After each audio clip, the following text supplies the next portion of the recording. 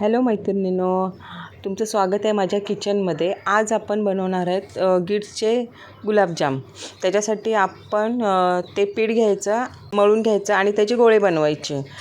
गोळे बनवले ना की एका साईडला ना आपण एका पातेल्यात पाणी घ्यायचं आणि त्याच्यात आपल्या आवडीप्रमाणे साखर आणि वेलची पावडर टाकायची आणि त्याला उकळी येऊन द्यायची एका साईडला. आता आपण काय करायचं, एका कढईमध्ये ना तूप घ्यायचं आणि तूप गरम झालं की त्याच्यात हे गोळे आहेत ना असे मंद आचेवरती तळून घ्यायचे.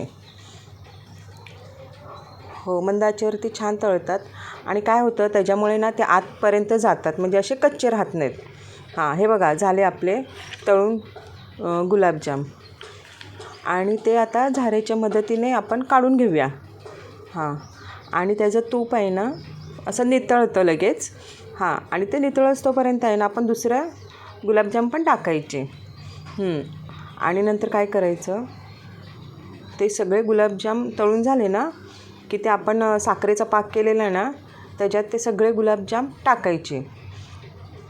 बारीक गॅसवरतीच ठेवायचं तोपर्यंत.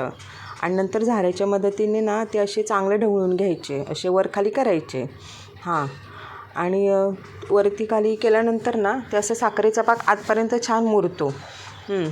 45 मिनटापर्यंत मग आपण ते ठेवायचं. आणि आता हे मुरस्तोपर्यंत ना तुम्ही काय करायचं, एक काम करायचं. तर ते काम आहे, आपल्या ह्या चॅनलला ना तुम्ही लाईक सबस्क्राईब आणि बेल आयकॉनवर क्लिक करा. बघा, हे काम करस्तोपर्यंत झाले की नाहीत आपले गुलाबजाम तयार. झटपट असे मऊ आणि छान गुलाबजाम आपले झटपट तयार होतात.